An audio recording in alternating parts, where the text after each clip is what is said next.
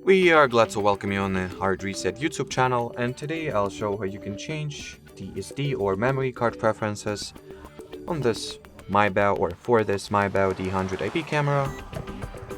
So let's start. First, you will need to launch the IPC 360 app, then open the devices list, then tap at the camera settings. Next, go for the TF card recording settings.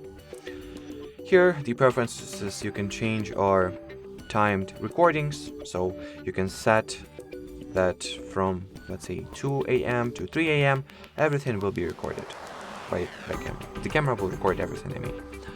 Now you can also switch the record storage mode from between continuous storage and event storage.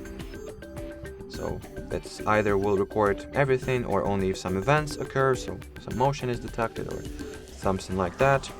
And once all the preferences has been changed and are fitted to match your preferences, save them, and here you have it. So that'll be it for this video. Thanks for watching and bye bye.